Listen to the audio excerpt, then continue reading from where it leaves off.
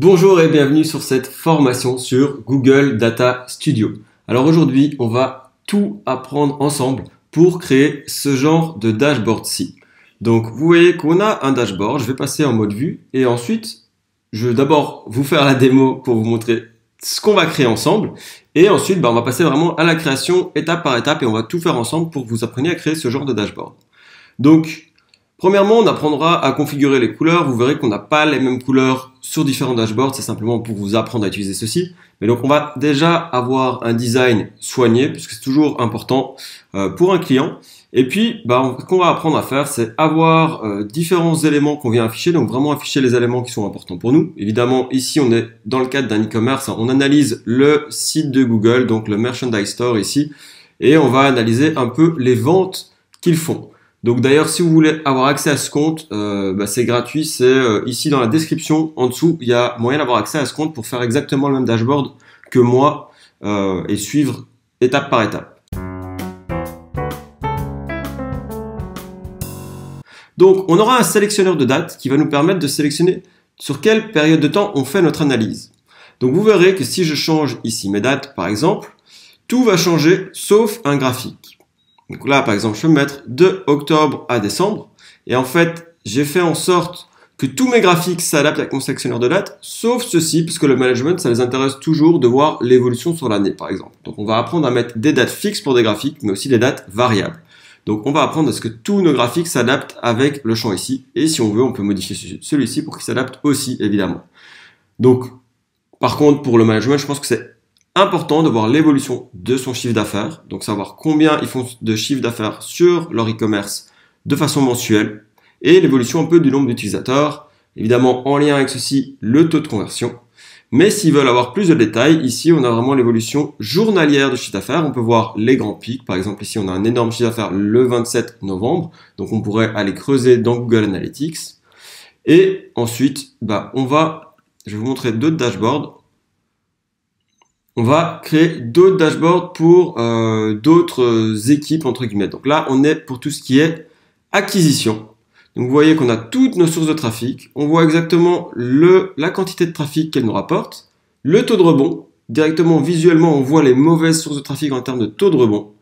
Le chiffre d'affaires associé, donc ça c'est vraiment super important.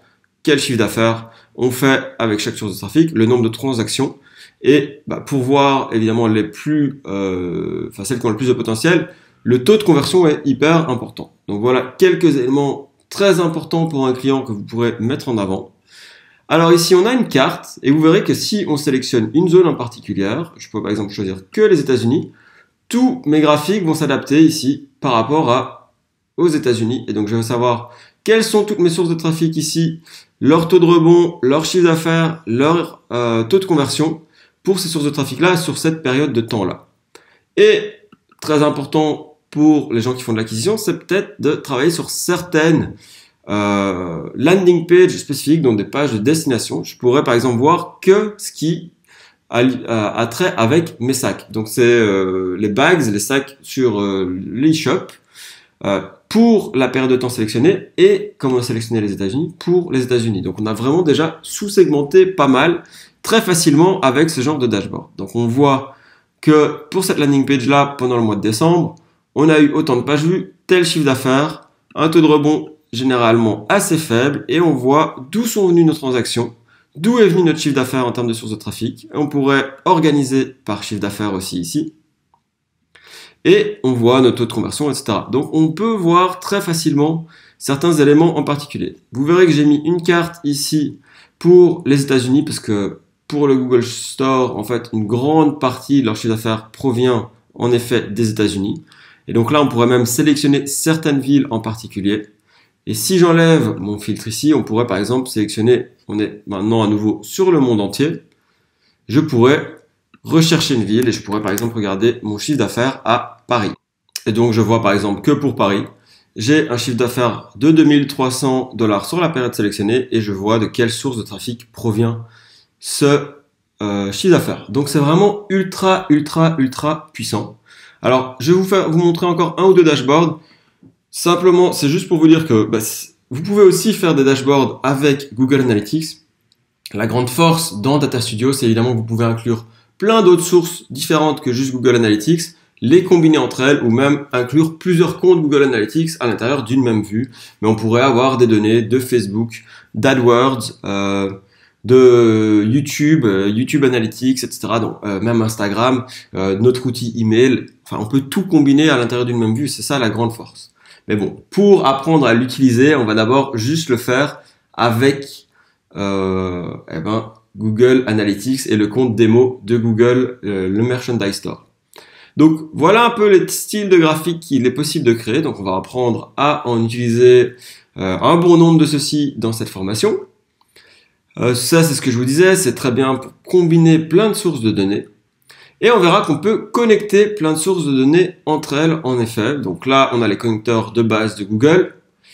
On pourrait avoir la Search Console pour voir comment on est en termes de SEO. Enfin, vraiment, on pourrait tout amener à l'intérieur d'une même vue. Et la grande force, c'est qu'après, c'est rafraîchi de façon automatique. Mais on a aussi plein de connecteurs partenaires.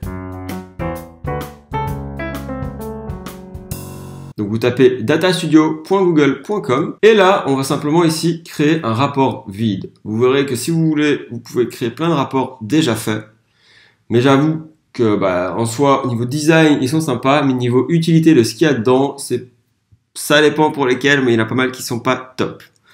Ensuite, ici, on va pouvoir directement, on commence avec une page blanche. Donc, on va premièrement nommer notre dashboard. Donc, dashboard, on va mettre Google Merchandise Store, vous l'appelez test ou comme vous voulez.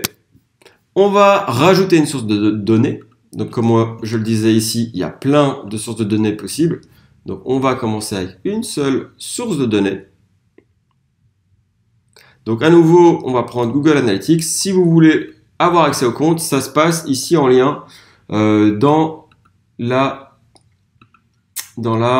description.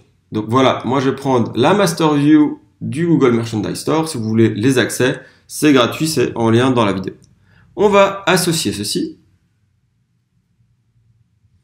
Et là, voilà, il nous dit en effet toutes les dimensions et toutes les métriques qu'il va nous rajouter.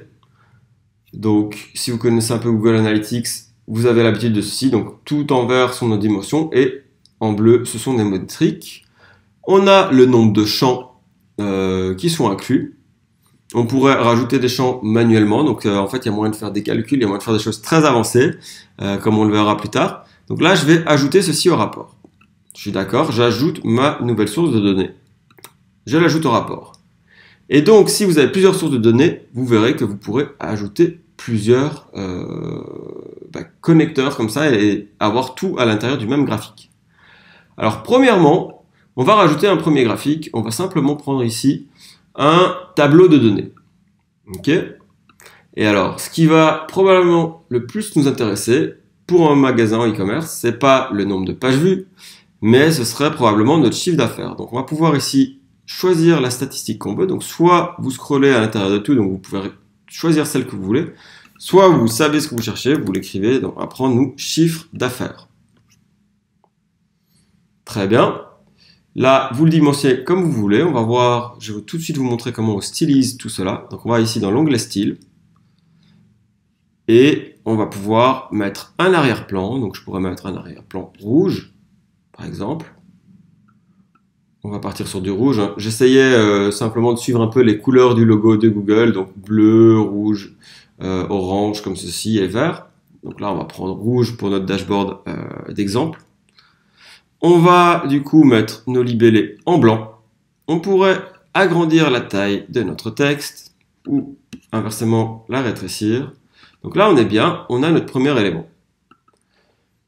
Très bien, le truc c'est que il est connecté à une page de date par défaut. Donc là, on ne sait pas vraiment de quoi il s'agit. Là, par défaut, il prend les 28 derniers jours, mais si on ne le sait pas, c'est pas génial.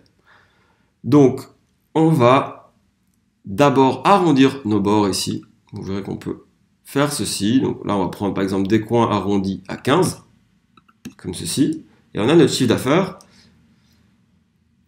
Et maintenant, on va mettre un sélectionneur de date. Donc on va mettre une plage de date ici, en haut. Et là, ça nous permet de sélectionner les dates sur lesquelles vont se baser notre calcul de chiffre d'affaires ici. Parce que là, on est bien en automatique. Donc, on va maintenant créer plusieurs éléments. Donc, ce que vous pouvez faire, c'est simplement copier-coller. Donc, CTRL-C, CTRL-V ou un clic droit, copier, et puis coller. Ok, moi j'avais déjà fait CTRL-C et CTRL-V. Et on va, par exemple, rajouter notre nombre de sessions. Donc, on va mettre les sessions. Donc, c'est les visites sur notre site. Et le nombre de transactions. Donc, le nombre de ventes, en fait, qu'on a eu. Alors, si je veux, je pourrais aussi renommer chacun des labels ici, comme on le verra par la suite. Donc, ça, c'est bien. Maintenant, on va designer un petit peu notre dashboard. Enfin, on va d'abord apprendre à l'utiliser. Je vais vous montrer. Donc, vous pouvez passer dans la vue ici. Donc, vous pouvez passer dans la vue ici. Et là, vous pouvez sélectionner la période de temps sur laquelle vous voulez vos données. Donc, si je veux, par exemple, comme dans la démo, reprendre mon mois de décembre 2017, je peux, comme ceci, venir sélectionner mon mois de décembre. Hop. Voilà, et là, j'ai tout mon mois de décembre. Ce qu'il y a, c'est que par défaut, il va prendre quelque chose. Donc là, si je reviens sur modifier et que je reviens à mon graphique, vous voyez que le mois de décembre est parti. Donc ce que je peux faire, c'est configurer la date par défaut de ceci. Je pourrais dire que par défaut, il va toujours me prendre le mois de décembre 2017. Donc du 1er décembre au 31 décembre.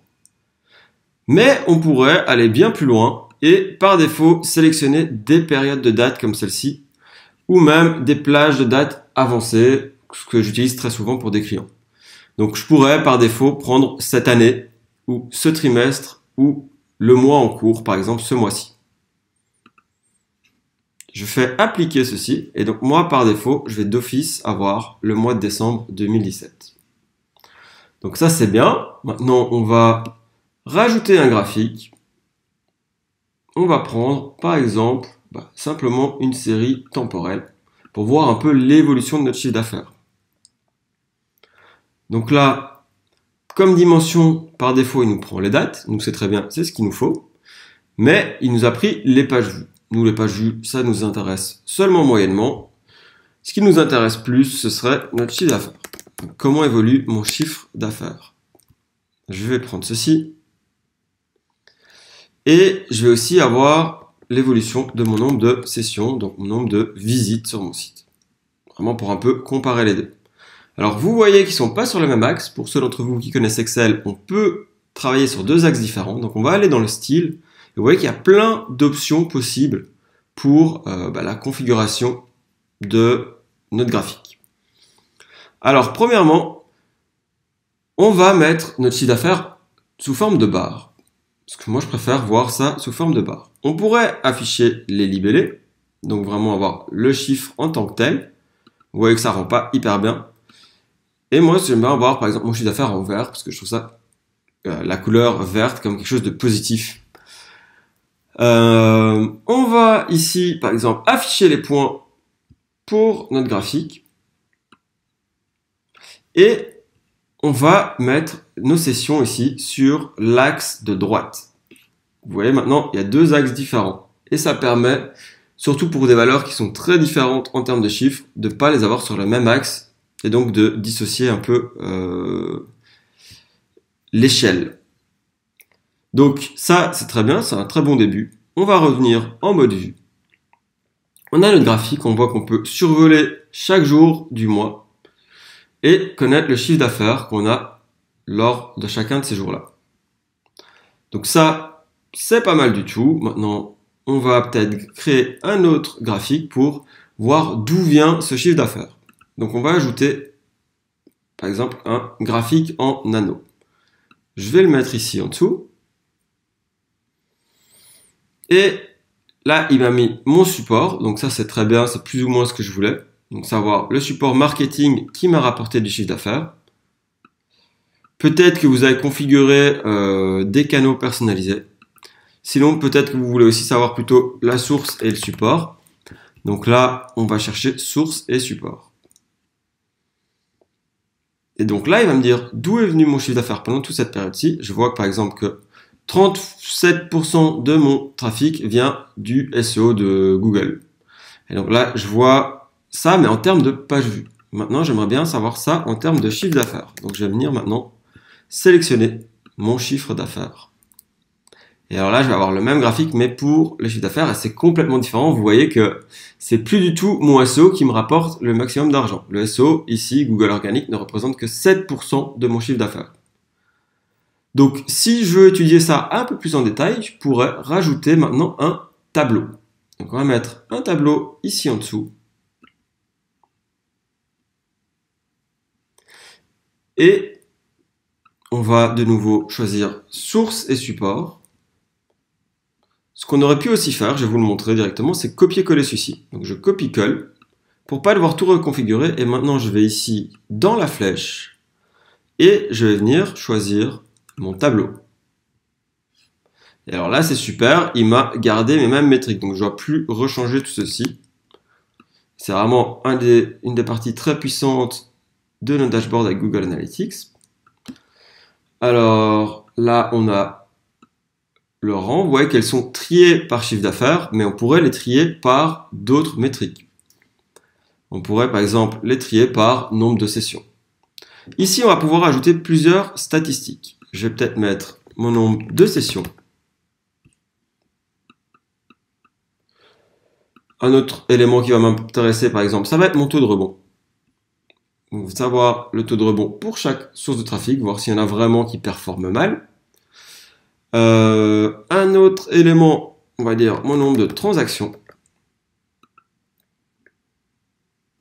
Et là, on va dire qu'on a déjà pas mal d'éléments intéressants. Je vais peut-être juste le réordonner. Je vais mettre le chiffre d'affaires ici en dessous.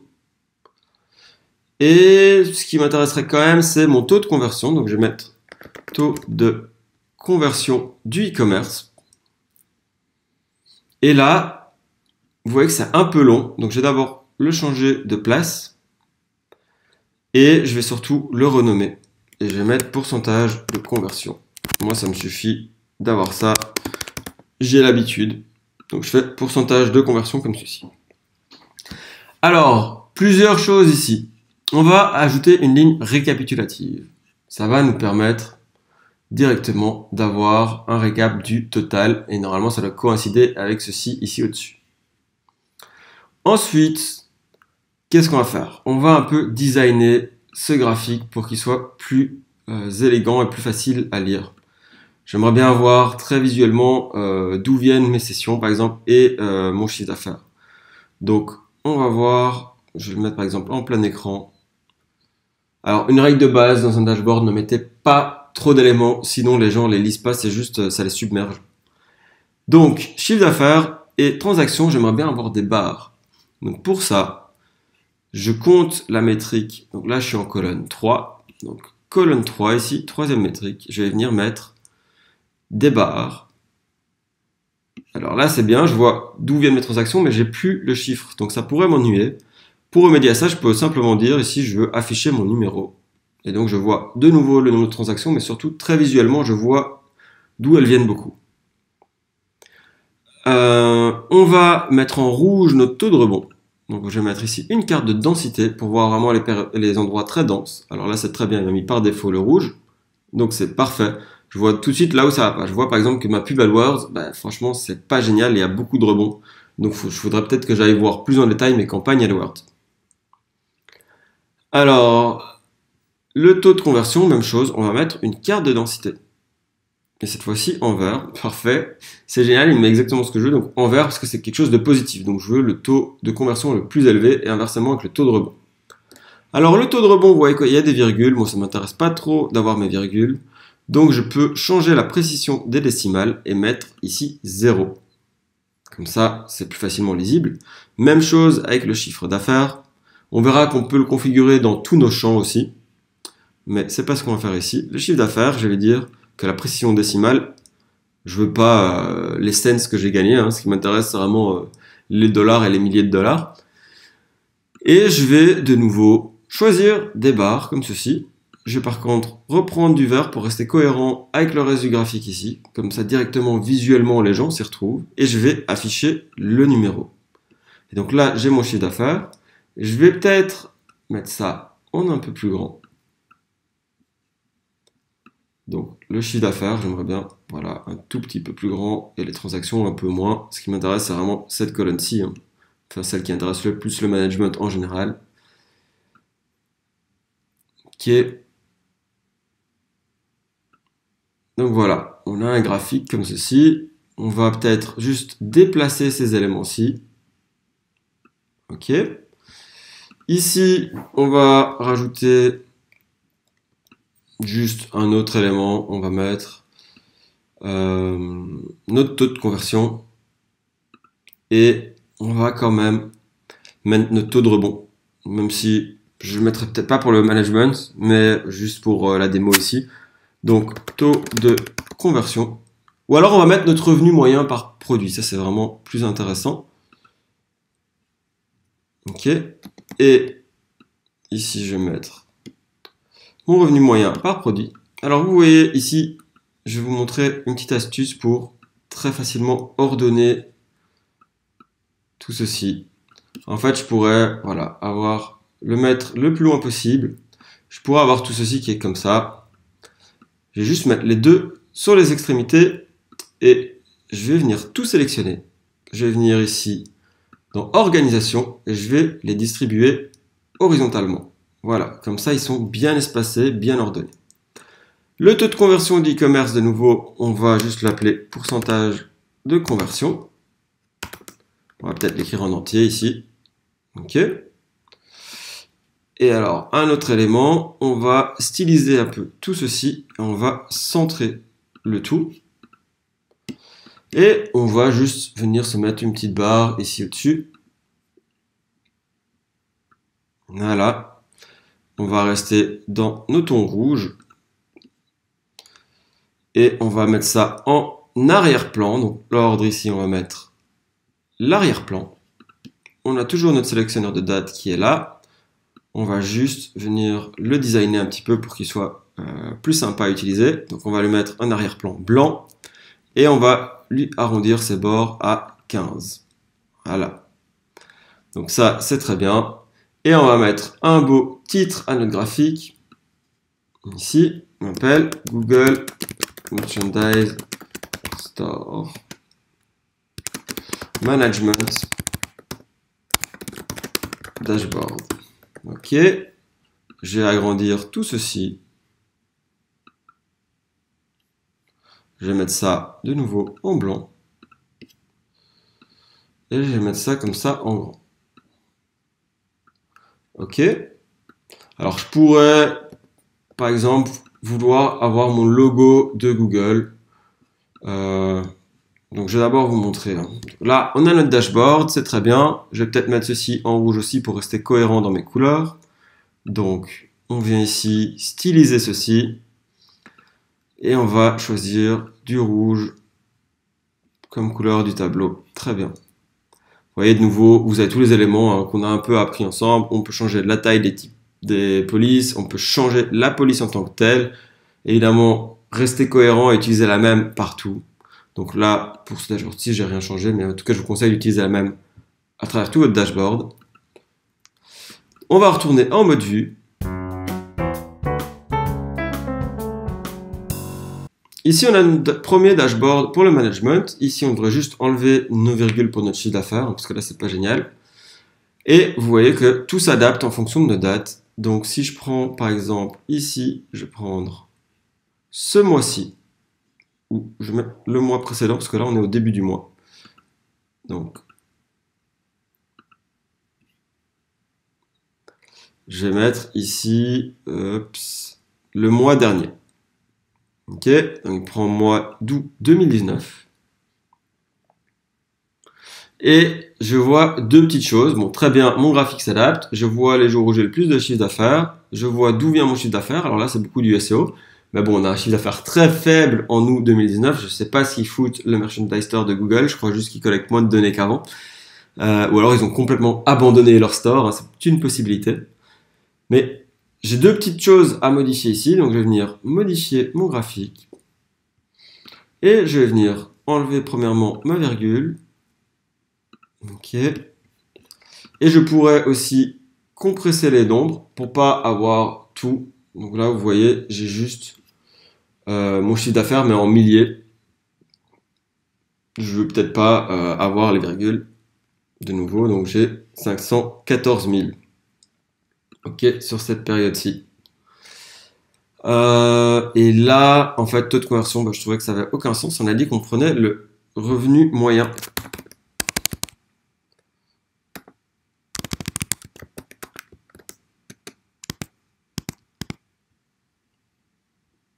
Donc là, on va prendre ici notre panier moyen.